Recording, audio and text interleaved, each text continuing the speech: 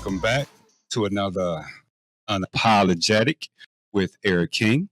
Let's see, it is Wednesday. And so because it is Wednesday, we are going to have a load of fun. So we got a special guest. We have a nonprofit owner, right? So we got that. Hold on. Nonprofit owner. We have a Peace Corps graduate. We have an individual that used to teach English in Japan. We also got a multiple degreed individual and a third ward councilwoman, as well as all the other superlatives. So I would like to bring in the one, the only, Sara Continenza into the party. What's going on, Sara? How's it going? Thanks for having me. It's good. So it took me a while to read all that. Is that usually what happened? It just depends. You know, some people like to focus on one thing or the other, but no, we do the whole person here. So we have you here for a couple reasons. One, because you said yes, you would come. So thank you. Thanks for Secondly, you're welcome. Secondly, because we are, all about, being exactly who you are. You've done a lot of things. When I met you, you were like, look, we need to fix this. We need to fix this. And I was like, oh, yeah. And I'm sitting there and I came in with one of my friends, right? And you just went off. And I was like, ooh, I got to have her on the show because you work with something that is very, near and dear to my heart, is dealing with food. I love to eat. Shout out to Unbar. I'm wearing the Unbar t-shirt today. Shout out to the Unbar. But I love to eat. But more specifically, although I didn't go through this growing up, there were individuals that I, had in my family that struggled with food. Back then, food was a little bit cheaper and then, it was somewhat healthier. But, now looking at, the way that food is, set up today, even, whether you're, upper middle class, whatever, you're still going to pay a pretty penny. And the food that you have may not be healthy for you. So even if it looks healthy. Even if it looks healthy. Even if it's fresh. And it has that organic thing. It may not be the type of organic that is beneficial. Well, it's just a label. Yeah. So we have the Miles Market. We have all those. So we have these open air markets now. And so anytime that I can talk about food and also talk about how food is related to just overall family and how, food is communion, we can do that. So welcome to the show. But before we jump into the business, I want to know about all these things you do. So you are a Ward 3 councilwoman and you're South Euclid. So you're heading towards your second term or you're in your second? My second. Okay. So you're in the second term. So you've been to West Africa. You've been to Japan. So you've done all this thing. Why come home? Not home. Why come here? I'm not even sure if this is your home. I did. I was born and raised in the east side. Okay. Suburbs. And I didn't actually think I was going to come back when I first left. You're young and, you think, oh, Cleveland, man, it's boring here. I'm never going to live here again. And I went to college. I studied abroad in France. I did the Peace Corps in West Africa and Burkina Faso. I lived in Japan for a couple of years teaching. And, they were all amazing experiences. And the people were phenomenal. I got so many different cultural experiences and lessons and opened my eyes to so much. Yeah. But one thing it also opened my eyes to is that Cleveland is a blessing. It showed me what people that aren't from Cleveland that come to Cleveland love about Cleveland. Yeah. Sometimes our own worst enemies are the people that never left here because they don't know what they have here. The cost of living, all the cultural amenities, the proximity, even when I'm out and about, maybe, for example, Wade Oval Wednesdays or something. Right. You look Love around, Wade Ovals. You see everyone. Yeah. And they're not in pockets. They're all hanging out together. They chilling. I love the diversity. I embrace that. That's why I chose South Euclid as a home. Yeah. And so you don't really get that in so many places. And I've seen a lot in my travels when it's diversity of people, the biodiversity, all the things we have here is very unique. And I took it for granted until I saw the rest of the world, saw how expensive the rest of the world could be or how inaccessible certain things I took for granted were.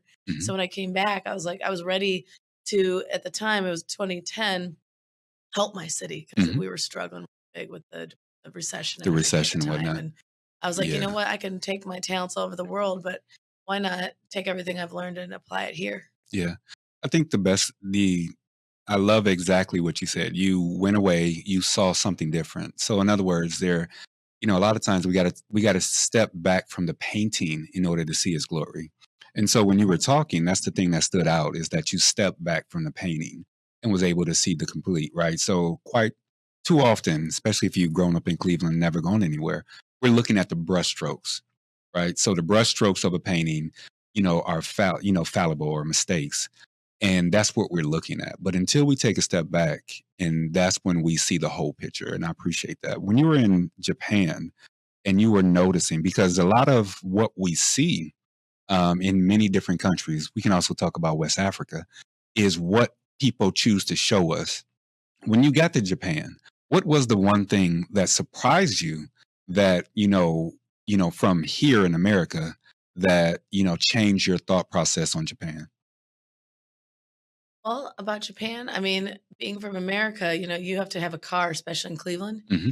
and you can go anywhere Hmm. on a train. I mean, it was so accessible. Right. That was a really cool In positive Japan. in Japan. Yeah, I Gotcha. mean, it was so everything was easy to get to. Mhm, Whether it was a bus, a train, I biked everywhere. mhm. I didn't have a car. It was really freeing in a lot of ways, Yeah. and that was one really cool surprise. Mhm, Um, as I was also there, not only had I been in America mhm. growing up, but I spent a lot of time in the Peace Corps. And one thing that really surprised me too is how you can have such a tiny little island in the scheme of things, have Yeah, so many resources and so many yeah. different types of foods and such a high quality of life and longevity. Mhm. Okinawa is one of the highest, Centurion plus. exactly Yes, in the and so whole that means world. they live older than 100. Blue Um, zone, right? That's what they refer to. right. That's the And so, Netflix. but I came from a continent, Yeah. a massive continent Mhm, that had that has every resource. mhm. Why are there people struggling just to make ends meet and get by and eat enough for the day? Right. There, in this tiny island, has a plethora of resources. It just didn't make sense to me. It opened my eyes and it really kind of furthered my passion for Mhm. food security, Yeah. food sovereignty. And we'll get to the many different because I think when you and I first met, I said food desert, and I have to be honest that term is got to be about how does Like 15 years or yeah, it's so. about 15 plus years old. And I was talking with someone about that, but we'll jump into that. Can you go back to West Africa? Yeah. So Japan is a island. Africa is a continent. And so when we say West Africa, we need to ensure that we understand everything. When you spent time in the Peace Corps, first of all, how did you choose that as something? Because that was in what 2005. How did you choose Peace Corps as something that you wanted to do overall? I knew I wasn't ready to get my master's yet, and I Hmm. knew I wanted to get some real world experience that college does not teach you. Yeah. I was studying education. I didn't get into a classroom until my last year of Hmm. college. Hmm. Like, Yeah. what? Yeah. What if I didn't like it? Yeah. What That's if it something wasn't for broken me? about our educational system. Yeah. So I really wanted to get out there and see the world. Hmm. And so, um, at first I had applied for the Teach for America program and I didn't get in. Yeah. And I was like, you know what? What other options are there? And at the time, there was a lot of political upheaval with, Hmm. you know, Bush getting reelected. And Hmm. I'd had it. I'd Yeah. had it with politics and all that. I just wanted to get out and refresh my perspective. And so I joined the Peace Corps and was told I was going to probably go to Eastern Europe. I was like, Hmm. okay, that sounds cool. Then I get my invitation and I'm like, all right, I gather all my roommates around. I'm like, we're going to Africa. Burkina Faso. I haven't heard of that. And then I've never heard of it I either. looked it up on Wikipedia and I think there was like one paragraph about it. Like it's a landlocked country the size of Colorado. Its capital is Ouagadougou Hmm. and they eat toe. Okay. That was all I was like, all right, well, Well, I you were guess I'm there in two for an years. adventure. Were you there 2 years? It was really hard at first to Yeah. get accustomed to the lack of worldly comforts Yeah. and the heat. I mean, it was 120 degrees, Right. no electricity Right. or No running water fans. or No. anything. And so, Yeah. but I quickly realized, that what I consider important, these worldly Hmm. comforts here really they're great, they're nice to have, but what I saw was a community looking out for one another. Yeah. And that's something we don't have here. We're very isolated and lonely here, and no wonder we have so much depression and mental health issues. Like, you can live on the same street 20 years and never talk to a neighbor, and I didn't realize that was weird until I went there. This is true. You can definitely spend the majority of your life without leaving 4 blocks, right? That circle. If you try to go down to the store, you cannot pass someone without acknowledging them. Yeah. Not only just saying hi, but asking how they're doing, how their family's doing, how they're healthy. In West Africa. Yeah. Yes. Even if you didn't know them. If you're sitting on a bus and it's you're a eating duty. something, you're supposed to do that. If you don't offer them, they're like, hey, you want some of this that I'm eating? That's just strange and weird. Yeah. So I took that back here, and people are like, no, I don't want that. That's that collectivism. But no, seriously, because in America, we tout being an individual. What you're literally explaining is what a neighborhood look like, because a neighborhood is supposed to be collectivism. And if we go back to whether we're talking indigenous, whether we're talking about, homelands or whatever, that is what made homelands great. And so we don't bring it back. What I do want to ask about is when you decided to do all this, and I asked this last week with Archie, because he was in Cleveland, decided to move to LA. And when you decided to actually do this thing, right, leave, what was it like leaving your roots or your family? How did they react? Well, my mom was very supportive of me. She knew that I'm going to do what I want to do anyway. At that point, she's just kind of like, just let it roll. Just let it roll. I'd been living all over the place at that point, even when I was a teenager, just because I was a little wild one. Yeah. So she was ready for it. Supportive, because she knew it was something that I really wanted to do, and I really appreciate that. My grandma, she was super worried, but she was a worrywart anyway. I'll have to say, my mom's best friend, Miss Elaine, like a beautiful, joyous, bigger Black woman who I've had in my life my whole life, and she was like my fam. It was surprising. She was the one that was like the angriest about it. And the funniest story I have is when she held my college graduation party at her house, and we went shopping for it. And I'll never forget. Rest in peace, Miss Elaine. I love you. There was samples of stuff. So I had a little cream cheese bite. I'm like, oh, Miss Elaine, it's a really good cream cheese bite. And she was like, don't get used to it. You ain't getting none cream cheese bites in Africa. She was fit to be tied. She was done with you. She was like, why are you doing this? You were abandoning her. Well, that's the emotional connection. I think she's worried, didn't know. And we know what we know from TV about Africa. I went there thinking something so different than what it actually turned out to be. And then I'm going there thinking, I'm going to go save the children, and I'm going to help the people. And I come back and I'm like, can Africans come here and please show us a little bit about, remind us about humanity and hospitality and all the things that we've lost with our, industrialization, our money, our the stuff that we got. We don't have that connection anymore. And really, I think we're going to have to go back to that eventually. At some point. And but we have small pockets. Let's be real. We have small pockets of that. And there's also a connection between, having fewer resources and having that. Right. Because you have to rely on one another. You got to. You can't be out here by yourself and, when you don't have nothing. But I noticed about you mentioned 3 women. You didn't mention any men.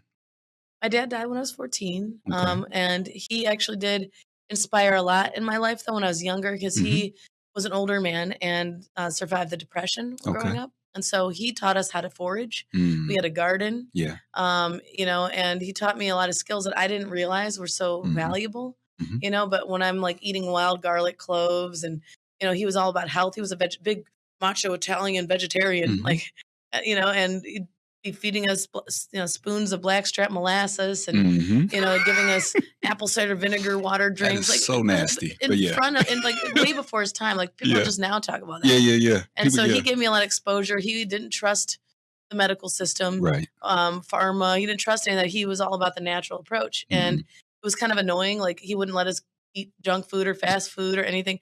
And I was like, but then after I'm like, thank you, Dad. And thanks my mom, because she didn't let us watch TV or so many of the things that we realize now are very detrimental that really weren't being talked about back then. So shout out to Dad. I was just about to say that. Give him a shout out because Ralph Rocco Continenza. Right. What is it? Rocco? Ralph Rocco Continenza. Continenza. Oh, He was a badass. what was it? He was a badass. So we're gonna take a quick break. On the other side, what I'm going to press that point on because it's, if your dad was the one that was doing the all natural, so I'm going to assume that your dad is the one, or possibly is associated with some of the things that you're doing now. That entryway into what's going on now. So we're gonna take a break. We got to pay some bills. Oh yeah. So right. So give us always got to do that. Right. This is Unapologetic on WOVU 95.9 FM. Welcome back, Unapologetic. WOVU 95.9 FM. We got Sara Continenza. I see you did the hand thing. I did this time because I was going to mess it up if I did. It does help. Continenza. You're not supposed to bring all that. The people, well, I guess they can see us on video eventually. Yeah, you can visit us on YouTube after all this. All right. So we talked about Dad, and Dad was ahead of his time because he understood this concept of food. Was Dad? How did that come to an understanding for him? I know you were 14, but any relatives talk about that? So my dad would have to forage just to eat when he was younger because they were living in the Depression. He dropped out of school in 8th grade to help his family survive. Like collecting cans to get money for, foraging the land to eat, growing food. I mean, making ends meet with whatever way they could. So, it was actually really impressive because my dad was a multi-time inventor. He had patents for different things. He was extremely smart. Yeah. I would sit there with a calculator and ask him really tough math questions, and he would know the answer to the right decimal off the top of his head. Off the top of his head. I mean, he'd ask me how to spell bird, but it's okay. He was so incredibly talented and was an entrepreneur and did a lot that I just took for granted back then. But, even just, eating the dandelion green salads we pick out of the yard for the digestion with dressing from the wild onions and garlic. Like I learned so much and it didn't really think to apply it to later, but we literally have organic salads growing in our yards. We call them weeds. Right. We kill them with pesticides in lieu of just grass, which is not edible. Right. Let's not do that. So it's just, it's funny that I learned all these things and I was kind of like, ew, why are we doing this? Yeah. And now I'm out here teaching kids how to do it. You're ill.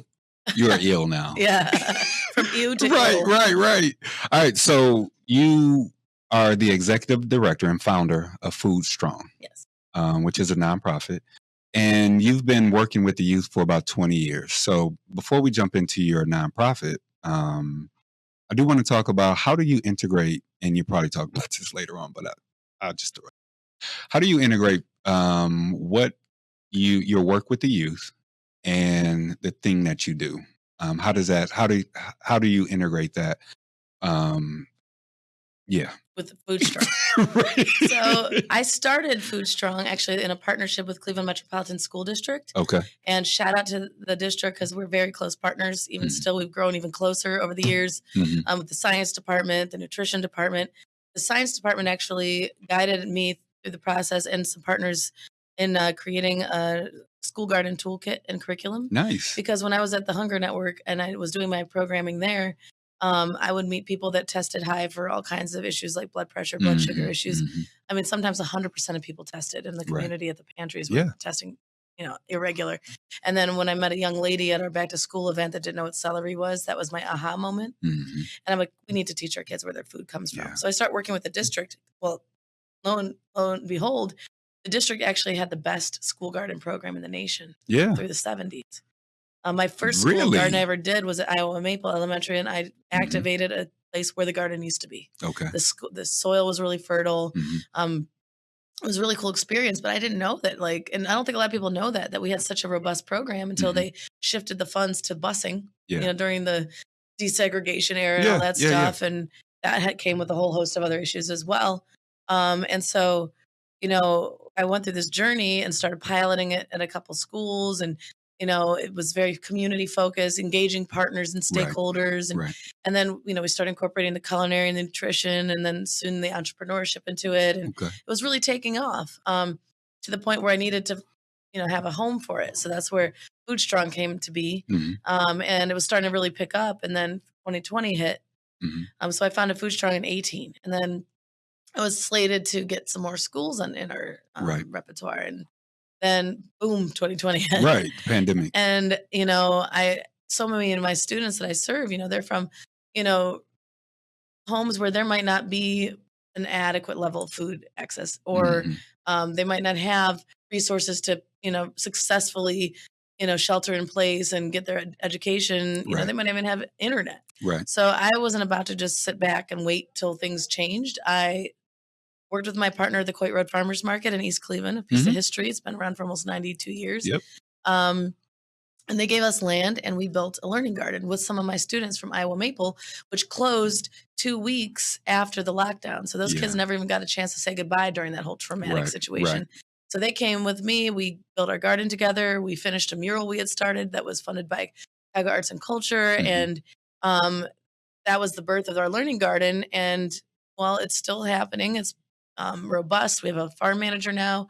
And more land, and we're cultivating not only for our programs and hosting and learning experiences and field trips there, but we also grow to sell at the Coit Market, the South Euclid Community Market, and we have a mobile farm stand that goes out to parts of town that don't have grocery stores.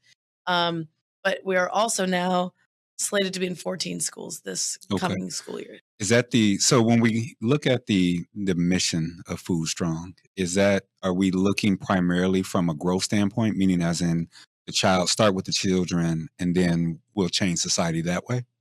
I think it's a twofold approach. So youth is definitely, like, working with our youth is a really primary component of our work, but you have to reach the families too. Right. So we do other programming as well. At the market, for example, we have our caravan program, which happens second Saturday of every month, May through October. Okay. And that brings out a ton of resources and health screenings with CASE PA program, cooking demonstrations with our local chefs. We have wraparound resources that come out, and we'll also pay people to participate with coupons to spend anything they want at the market. Okay. There's always art and music. So it's like a way to bring the community out to learn more and to celebrate with us around fresh foods. And then we'll often offer workshops in the community with a variety of ages and parents, et cetera, around the culinary piece or garden workshops, et cetera. So we do have that component where we reach other age levels. We don't really turn anyone away. But our biggest program is our school programming. Yeah. So I just got this feeling, so I'm going to just say it every now and again. Your dad will be proud. Thank you. Because what I hear is he understood the relationship that it takes to do this thing. And so whatever, he instilled in you is definitely coming through. So he will definitely be proud. Well, you're welcome. When we're working in gardens, we're building relationships. So a lot of times in therapy, we talk about relationships, and I put it in a way of gardening to where it takes a lot of work and you don't see the fruit of the relationship for a while. I see what you did there. But true. It is. Sometimes doing this kind of work, you're planting seeds that you don't ever necessarily get to harvest the fruit from. Like, I noticed that a lot when I was in Peace Corps, right? Like, I introduced a lot of programs, but you're not going to see it come to fruition while you're there, but you just, and I'm still in touch with a lot of my villager friends. And I guess a lot of the programs did stick, unfortunately, with all the chaos in the country right now. The village has been evacuated. Right. But I do think that, some of the things stuck, and, you just have to go on faith. And I am getting a chance now, because I've been doing this for so long now, to see the fruition. So, for example, some of our students, they'll start their own businesses, even before being a teenager. Right. For example, one of my students, Jeffrey, he doesn't live far from here at all. He started his own company called Far From the ER. And it's bakery and restaurant for people with food allergies. Okay. Because he spent his whole life in the ER when they weren't sure what was going on. Right. And so now he's able to solve a real world issue with an enterprise, and we're helping him cultivate and expand that. And, I'm starting to see, people's lifestyle shift. I've seen people lose weight. And my YOU student last year confessed to me that he lost 50 pounds in our program. Nice. just Because if because you of the eat better, messages and getting exercise. And we were working them in the garden. yeah, I was just about to say that because to Getting garden, outside, moving around. Yeah. the gardening is tough. I mean, it's really like it's a full body workout at times. Yeah. You know, whether you're lugging or pitching or whatever the terminology. As you can tell, I don't know all the terminology, but it's tough. That's what I've recognized in it being tough. And well, before I jump into that, I like that you stated the entrepreneurship of nonprofit because, you know, far too often we don't view a nonprofit as a entrepreneurship. Also, we don't view food as a mechanism for entrepreneurship. Can you talk a little bit about that and how you put that message out to the people that you work with? Well, our mission is to use fresh foods as a tool to Hmm. educate, empower, and cultivate health. Hmm. So, you know, food is one vehicle to educate on these subjects. So, I could teach you through this lens on how to do something, and then you can apply it anywhere Right. that you're passionate about. And I'm Universal. always talking about the importance of following your passions. Hmm. You do not want to get stuck working 8+ hours a day, something that you don't really enjoy or that you Right. don't feel fulfilled about. Right. And that's the same thing with Food Strong as an enterprise, right? Hmm. So I saw something I was really passionate about, saw a lack of Hmm. garden programming in the schools. And I just went forward and my passion drove the relationships I needed to bring this to life and expand it the way we have. Yeah. So I think that helping people figure out like that you can solve a real world issue and make money. You don't have to You don't have to do struggle. one or the other. Yeah, you don't have to struggle. You can do it's an and far too often. And I'm not sure. I have to be honest. I haven't lived in other places for long periods of time, but I find that the people I come in contact with a lot of times in business or especially in mission work or passion work, they view it as an or rather than an and. Is that something that you see as well, or is that just me and I need to get better people? It's not better. It's just learning. You know what I mean? Like, you can do both. I was just having a conversation today with someone that Hmm. was like, I get nervous when I interview and I hope that I can get a good job, Hmm. blah, blah, blah. I said, listen, first of all, it's, they're going to be honored to have you. So Hmm. reshape your thinking, Hmm. you Hmm. know, interview your employer. Right. Are you a good fit for my Right. life? For I'm going to be me. dedicating my time to you and my energy and expertise to you. Right. Shift your thinking. But on top of that, you know, we so often think we have to work for the man Right. forever. Right. Maybe you get your start doing that, you got to pay your bills. Right. But if this is something you're passionate, but you have a passion, it's never too late. I don't care how old you are or what the passion is to start cultivating something on the side. Yeah. Whether you're an artist or you Yeah. want to, That passion work. get a food truck. Yeah. You start somewhere, Yeah. and eventually you might be able to step out of that one role and into the other that you Yeah. built for yourself. And it doesn't have to be a black or white thing. You can Right. do both for a little bit, but take a leap. And there are a ton of resources. I mean, if you're a young entrepreneur, there's the Young Entrepreneur Institute through Right. University School we partner with. And then there's always like Jumpstart Hmm. or Urban League or groups Right. like this that will help you. So you don't know if you don't try. Right.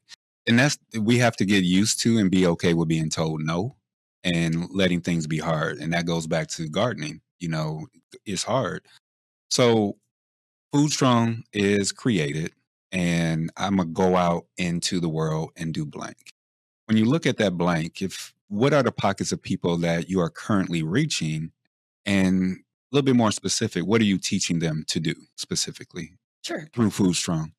Well, in our school programming, for example, Hmm.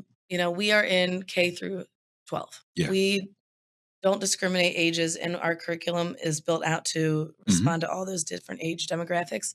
Um, we can either be in school or an after school program, depending on the school. Right. Usually about an hour a week, but some of the schools we're going to be able to be in twice a week now through some of the grants we've gotten, especially from Rite Aid Healthy Futures Foundation and United Way Greater Cleveland. They've Yeah. supported us in our Hmm. partnership with the district and the nutrition department to do more of what we do. Hmm. And because of our partnership with the nutrition department, they're actually going to be giving a salad bar for every school we're in. Nice. So Okay. then we're going to be training our students on how to become ambassadors for the foods that are being served in these salad bars. And they're going to teach each other, their peers and their communities and families, what Hmm. we're teaching. What is this food? How does it grow? What part of the plant is it? And why Yeah. is it healthy for you? So how do we, and I'm going to bounce into the, I guess, the etymology, right? The wordplay that we play with this thing. There's two questions that I have. One is a political one, because during Trump's, or actually during the Obama presidency, when there was an attempt to better the food system, it was a pushback. So that's one. But before we jump into that, I want to go back to the wording. Like I said, I've used the term food deserts, and that was a term back in the day that we would use 15, 20 years. Now, if you drive down the street, down the Opportunity Corridor, you'll see the Myers Food Market, right? So that's before it was all industrial there, right? So that there was no grocery store there. You drive a little bit, I guess that would be east, so to speak, on Case Western Reserve campus, you see another food market. I think it's another food. It's like an artisanal market. Yeah, the most affordable, but it is there. Yeah. And I think the Dave's on 55th, right? The one only. So what I've seen over the past 20 years is that I've seen the food deserts, to use the term that I used to use, get addressed. You use a different word when you and I met. Can you talk about the word, that you use, food apartheid? And I thought about South Africa instantly when you said it. Go ahead. Well, if you think about a desert, you think of a naturally occurring situation that took millions of years to form. Okay. But that's not exactly the case here. We understand that through redlining and different policies and engagements with the real estate sector, that these conditions were strategic and systemic, right? Much like apartheid, right? And there are racial undertones to apartheid in South Africa, much like how the redlining and these policies were in nature as well. Intentional. And they still persist to this day. I mean, there are still these, I've always referred to these conditions as resource vacuums, even before I heard the term food apartheid, because it's not just food that's missing, and a vacuum is created specifically to keep everything out of it. Yeah, on purpose. So, but whatever you call it, right? You said it, whatever you call it, it's still the same. You can call it rose by another name, it still smells sweet. So I think the issue is that these things still pervade because the conditions have not been addressed.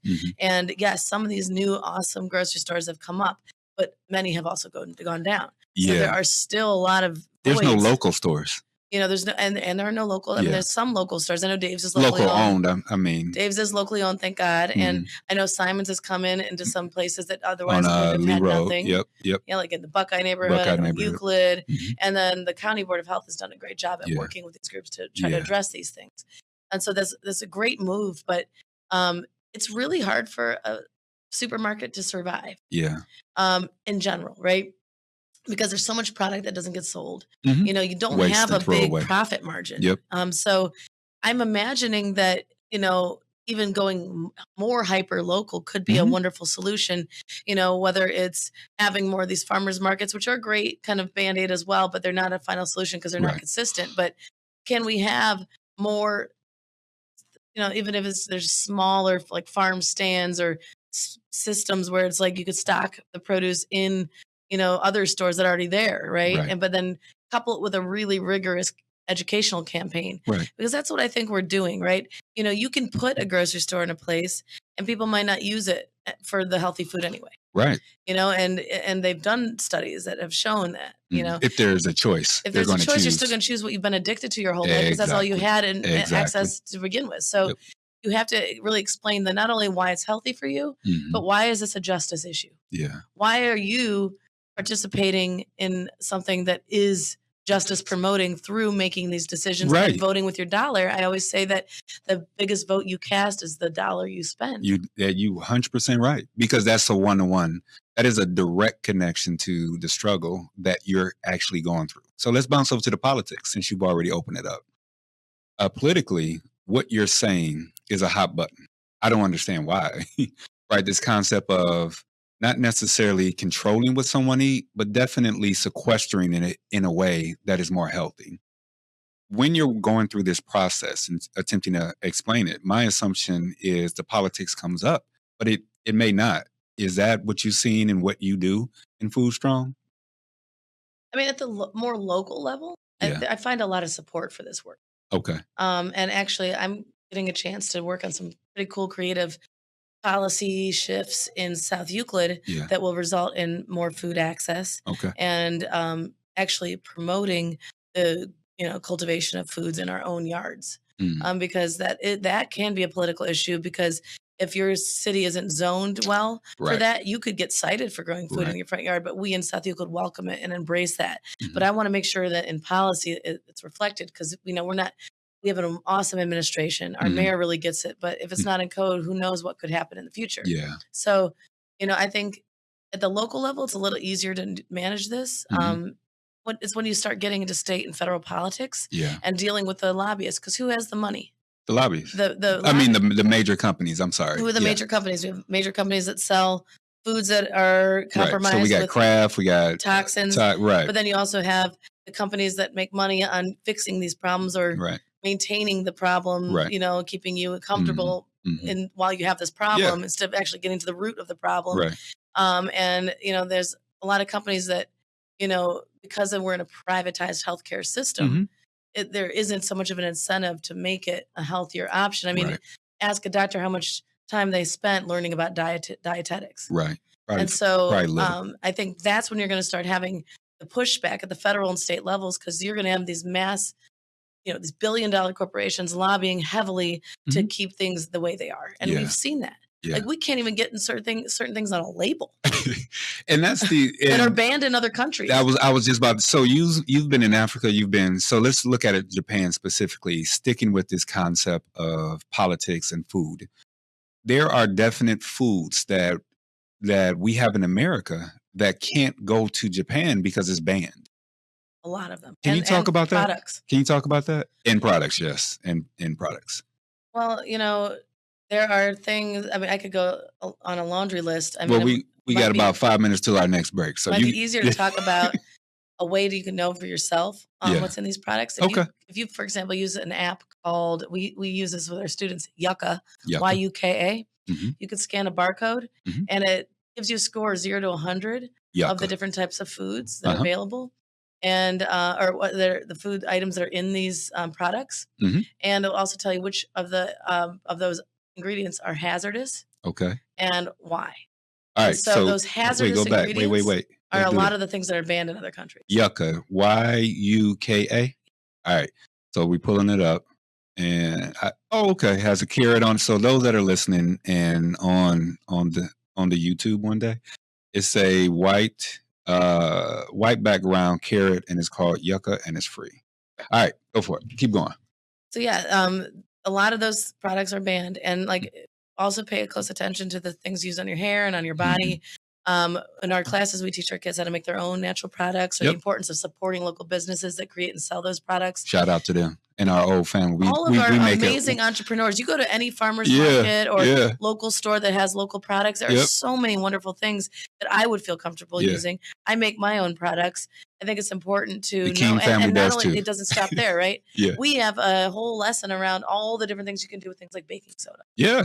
If you have something like baking soda and white vinegar in your house, you can clean your teeth, you can clean your floors, and you don't have to worry about your pets dying or people risking getting cancerous toxins around them. Because this stuff isn't good. I mean, things that are used to kill bugs kill pets too. Right. Like, you're seeing all this now, and so the neurological board, there's issues so and much you stuff can like do that. with some vinegar and baking soda. Right. And so that is a big thing too for these other countries, and how they have banned certain types of genetically modified foods. They've banned different ingredients that are known toxins and carcinogens that are still in our foods because they're cost effective in adding certain qualities to the foods that we have.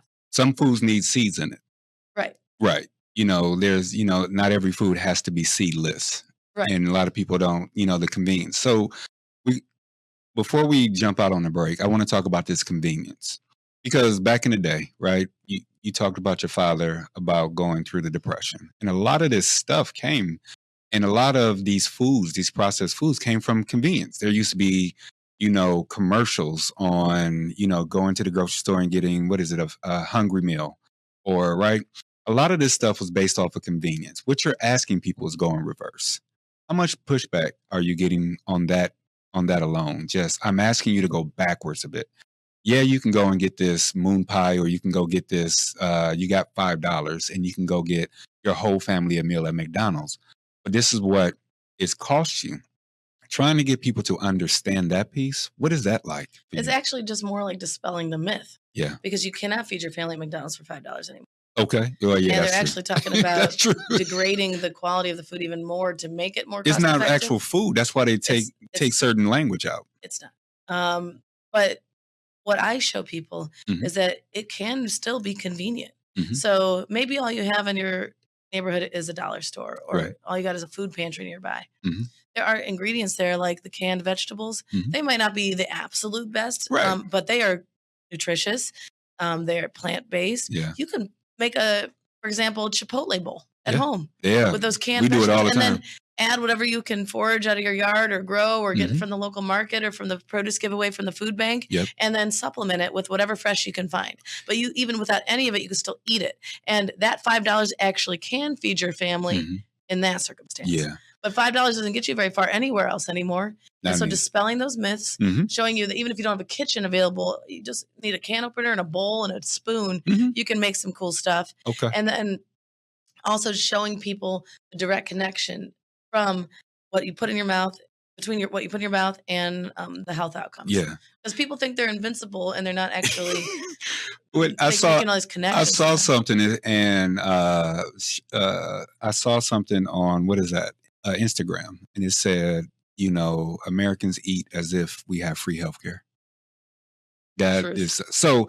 We're gonna take a break, but what I want to do is, on the other side, let's get into this resource portion. And so I want us to go from educating someone from a survival mentality to a living mentality to a thriving mentality, and I'll explain the difference after a while. But let's take a quick break. We're gonna see what Tri-C got for us today, and then we're gonna come back in. So I want you got that in your head?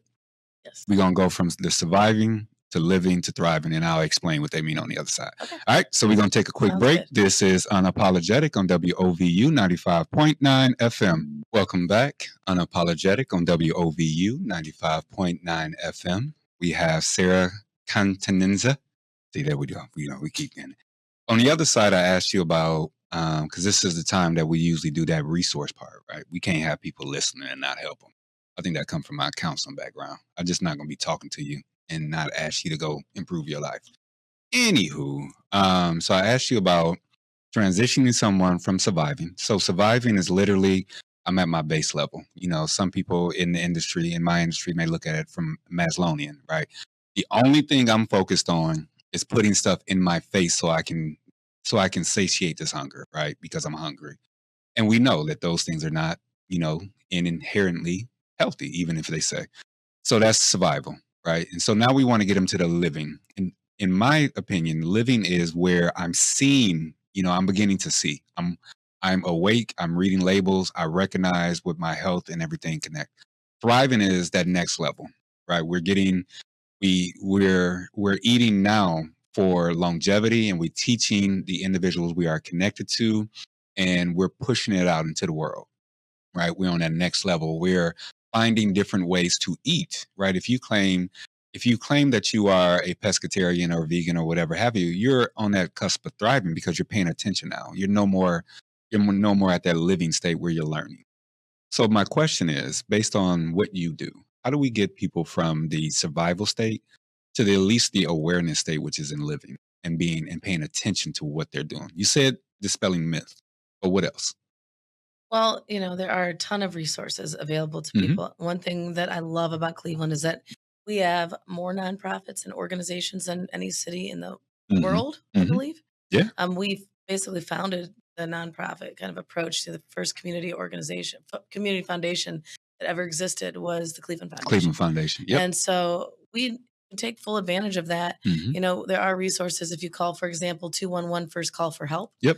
And say, hey, this is where I am struggling. They're going to also ask you other questions like, well, what other things? Yeah, what else is going on? What's your housing like? Do you have a job? These kind of things. And so taking that holistic wraparound approach, there are resources out there for people to get to the point where they can, that hierarchy of that needs, awareness. that's met, right? Yeah. So doing that. And then also, I mentioned community. Yeah. So let's start relying on one another again. Go We backwards. humans are naturally tribal. Yeah. We're And I communal saw people. it firsthand. 100%. And when I went into a community and I was welcomed and Mhm. embraced, and now I'm part of this village and I'm taken care of like one of their own. We don't have that here, but I don't think it's that far off Yeah. to get that again. It's a mentality shift. Mhm. And I think with, this looming kind of economic situation we have occurring, it could be an opportunity to restore some of that. Yeah. So I think that that is one major component. Once you get to the now I'm, living, there are tools for that as well. You could scan your barcodes. You Right. can, take your limited resources and make do with what's available. Make those healthier choices. Yeah. Know what the difference between A and B are, Right. and then choose the healthier of those two options based on what you are now aware of that you didn't think to look for before. Yeah. It's little things like even if you don't have a barcode scanner, just turn that around and look at it. If you see You got to this put your many readers on. You ingredients, got to put your readers on. if you can see this many ingredients Yeah. and you have zero clue what they are, remember your body doesn't know what they are either. Yeah. And your body does not process them Right. accordingly because it doesn't know what it is. It doesn't do anything with it. It stays within you. And so these chemicals are kind of creating irregular cell growths and other kind of issues that are compounded by, continuing to lack dietary nutrition. So in my work, and then we'll get to the thriving in a minute. In my work, I'm not sure. I don't like buzzwords, so let me be real. I don't like buzzwords, but one of the buzzwords is holistic health. So when I'm working with someone that in counseling, I'm looking at the whole self. I have a book called This is Your Brain on Food. And I utilize that based off of depression or anxiety. So when you hear these buzzwords, right? We talked about your dad. Your dad was ahead, right? It was. Right. When you hear this whole whole body health, or you're hearing this wellness, is that another buzzword we're being sold by some organization to get us to buy more of their stuff? Because not everything that has that whole body or that wholesome brand is actually wholesome for our bodies. Well, it is a trickery of labeling. And as you know, as a therapist and someone that works with mental health, that a lot of this stuff is psychology, right? Yeah. And that's how we're targeted, these ads and things like that. Mhm. So it's more than just a word. Like, what is it? Mhm. Again, when you turn it around and look at the ingredients, or you do a little of your own research, then it can give you a bigger clue. We Yeah. are so often just so quick to take this recommendation or this prescription or this or that. That we see and on we're not IG. even That we see that, questioning right? it. Ask a question Yeah. before you jump on in line. Yeah. Maybe see if you know other people that did it. Well, what were the outcomes for them? Yeah. Instead of just lining up because it was the next fad. Yeah. Are there long-term studies? Mhm. That's a Mhm. good place to start. Mhm. But also, what is the approach? If it's using food and diet, Yeah. then that is something to be looked at for. If you're saying, well, here's some dietary lifestyle changes you can make, then that goes beyond just pushing a product on. Yeah. So I think looking at that, and you were saying about brain health, people don't realize that your gut health is Mhm. actually Second your brain. is your Yep. second brain. Second brain. If you aren't aware, there's something called the vagus nerve Vagus that connects nerves. Yep. our brain to our guts. And so when people are struggling to figure out, okay, I got to do this for this mental health, and they're so quick to Mhm. get a psychiatrist to give them a script. Well, remember, Mhm. you could just be having an imbalance in your gut. Yep. Try that too, Right. and look and see what alternatives are out there to help you with that. Right. Look Right. at fermentation. Look at some of the other, supplements that help get your bacteria in Yeah. line, and get second and third opinions. Your doctor might not know all of this one topic, or it might be one. You might get a different perspective from someone else. So don't just jump on it. Right. Ask questions. Do your own research. Ask your own Stop being questions. lazy. Well, we're not taught critical thinking. Yeah. This is and true. just take your brain out of it for a second and really take a full Yeah. 360-degree view before you make that decision. Yeah. And then ask yourself, follow the money. Who's funding Follow the Who's dividends. funding it? Right. Right. Who benefits from it if you do buy it? Right. Ask these questions. Yeah. Follow it. And then we do need to be more strategic with the questions we Right. ask. Before I jump into your definition of thriving based off of your experience, your organization, there was a movement.